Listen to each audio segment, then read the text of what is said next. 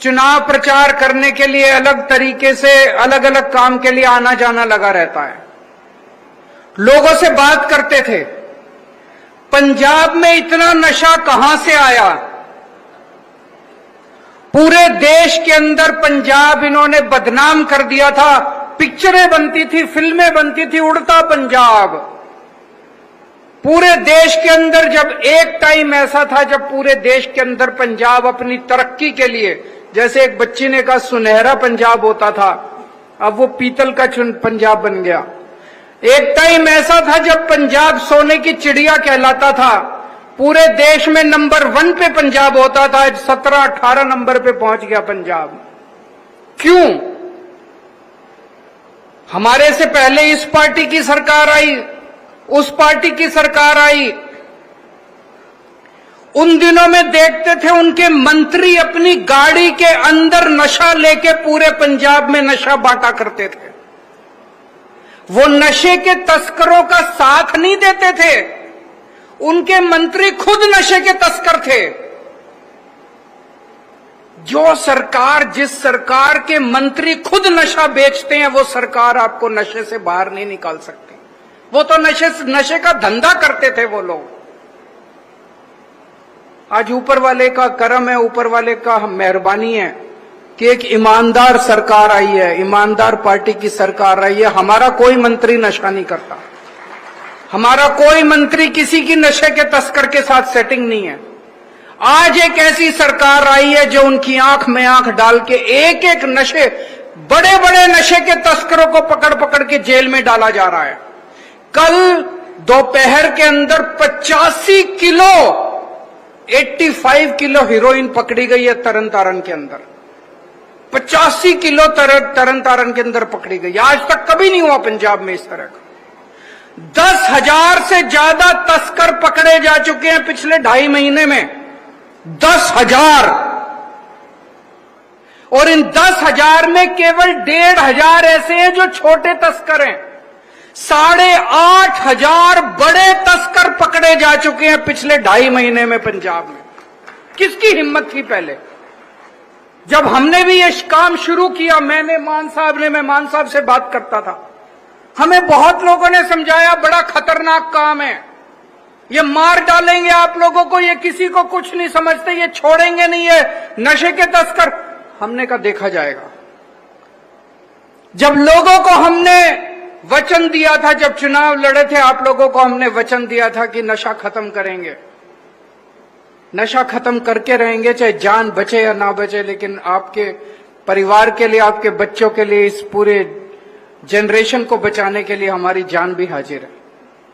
पिछले 2.5 साल में आपने देखा नशा बेच बेच के जो इन्होंने पैसा कमाया, उससे जो इन्होंने बड़ी बड़ी कोठियां और बिल्डिंग बनाई, किसी की हिम्मत नहीं थी। आज उनके ऊपर बुलडोजर चल रहे हैं, सारे सरेआम, सारे टीवी कैमरा के सामने बुलडोजर चल रहे हैं।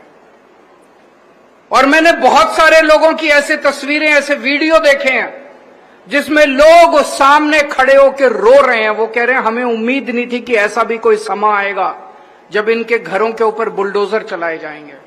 ऐसा कभी किसी ने सोचा नहीं था कि ऐसा समा आएगा, ऐसी कोई सरकार आएगी जब नशे के तस्करों के घरों के ऊपर बुलडोजर चलाए जाएंगे। बड़े बड़े तस्कर पकड़े जा रहे हैं, उनको जेल भेजा जा रहा है, बड़ी बड़ी पैसे की रिकवरी हो रही है। अब समय आ गया है,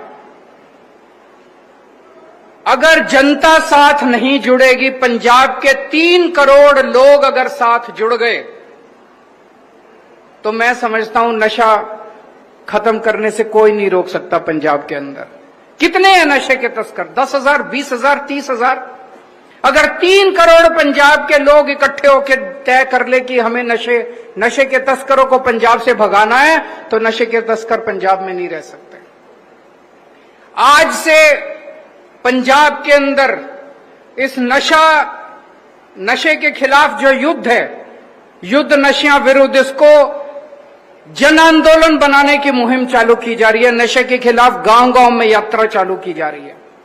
सभी 13,000 गांव में अगले 1.5 महीने में 13,000 गांव में एक एक गांव में जाएंगे, एक एक गांव के अंदर जाके लोगों से बात करेंगे, उनकी पूरे गांव के लोगों को इकट्ठा करेंगे। शहरों में एक एक वार्ड में जाएंगे, वहां के लोगों को इकट्ठा करेंगे।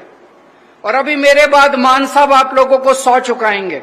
सब लोगों को यहां से कसम खा के जानी है, पहली बात कि मैं नशा नहीं करूंगा। यहां पे जितने लोग हैं सबने 100 चुकनी है कि मैं नशा नहीं करूंगा। दूसरी चीज, मैं अपने गांव में किसी भी हालत में नशा बिकने नहीं दूंगा। अब सबने अपने अपने गांव की जिम्मेदारी लेनी है। अभी बहुत सारे लोगों ने कहा हमारे एसएचओ बड़े अच्छे हैं जी, हमारे एसआई बड़े अच्छे हैं जी, हमारे डीएसपी बड़े अच्छे हैं, हमारे एसएसपी, वो तो हैं, लेकिन अपने को सबको अब अपने अपने गांव की जिम्मेदारी लेनी पड़ेगी। वो साथ देंगे आपका, सारे डीसी भी साथ देंगे, एसएसपी भी साथ देंगे, पुलिस भी साथ देगी, प्रशासन भी साथ देगा, लेकिन असली जिम्मेदारी आपको लेनी पड़ेगी कि अपने गांव के अंदर नशा नहीं बिकने देंगे किसी भी हालत में। और कोई अगर नशा बेचने वाला पकड़ा जाता है तो उसकी जमानत नहीं होने देंगे, जमानत कोई नहीं देगा।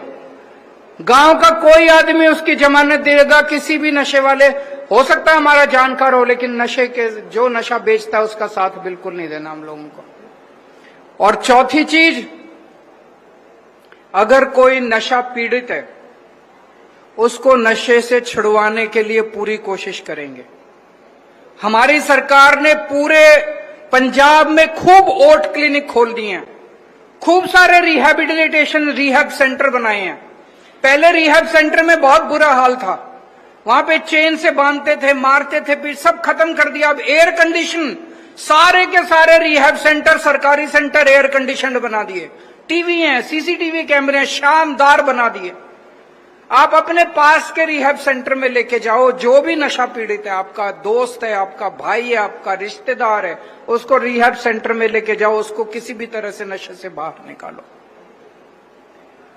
इसके अलावा हमारी कोशिश है, इस बार बजट पास किया है, अगले 1 साल के अंदर पूरे पंजाब में 13,000 पिंड है पंजाब में, हर पिंड में एक खेल का मैदान शुरू किया जा रहा है।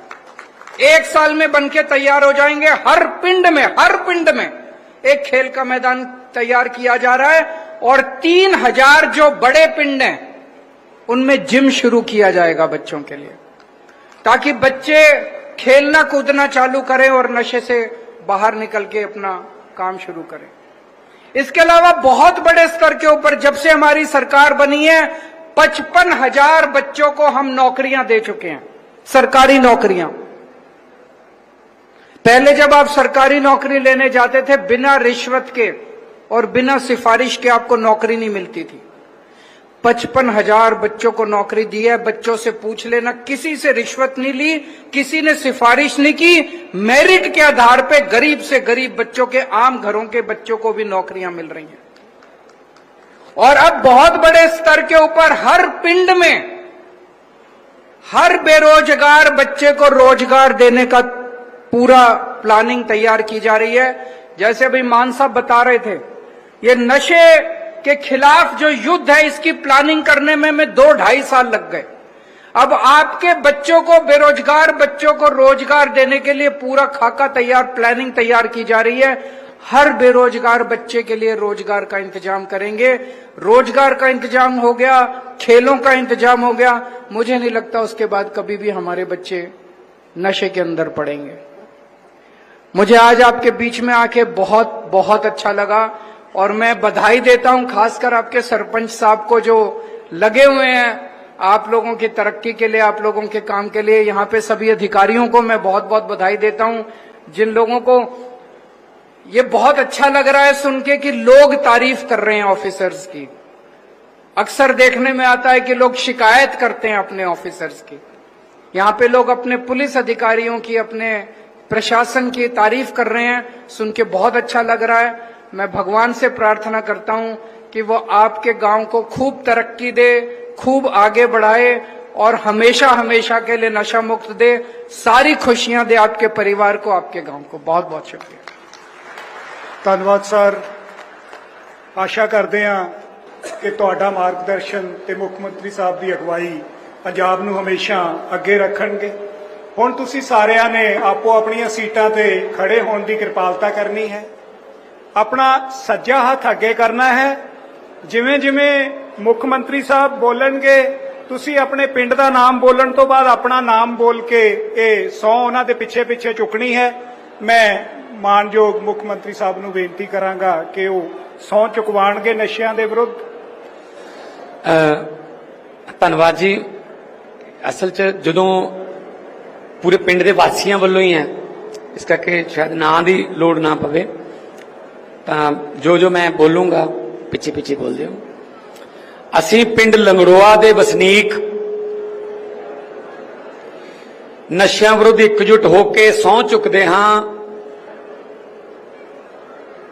ਕਿ ਅਸੀਂ ਨਸ਼ਿਆਂ ਖਿਲਾਫ ਆਪਣੇ ਪਿੰਡ ਦੇ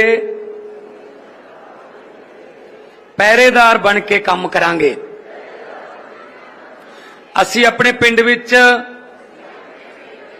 ਕਿਸੇ ਵੀ ਕਿਸਮ ਦਾ ਨਸ਼ਾ ਵਿਕਣ ਨਹੀਂ ਦੇਵਾਂਗੇ। ਅਸੀਂ ਕਿਸੇ ਨਸ਼ਾ ਤਸਕਰ ਨੂੰ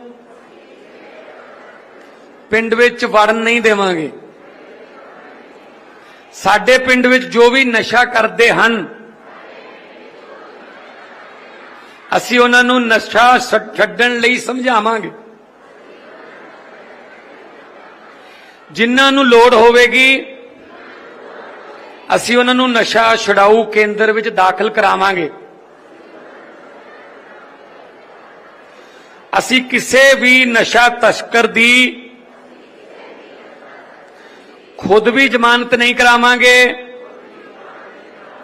ਅਤੇ ਪਿੰਡ ਦੇ ਕਿਸੇ ਹੋਰ ਵਿਅਕਤੀ ਨੂੰ ਵੀ ਜ਼ਮਾਨਤ ਦੇਣ ਤੋਂ ਰੋਕਾਂਗੇ। ਅਸੀਂ ਸਾਰਾ ਪਿੰਡ ਮਿਲ ਕੇ ਆਪਣੇ ਪਿੰਡ ਨੂੰ ਨਸ਼ਾ ਮੁਕਤ ਬਣਾਵਾਂਗੇ। ਬੋਲੇ ਸੋ ਨਿਹਾਲ। ਬਹੁਤ ਬਹੁਤ ਧੰਨਵਾਦ, ਬਹੁਤ ਬਹੁਤ ਮਿਹਰਬਾਨੀ। ਜਿਉਂਦੇ ਵਸਦੇ ਰਹੋ।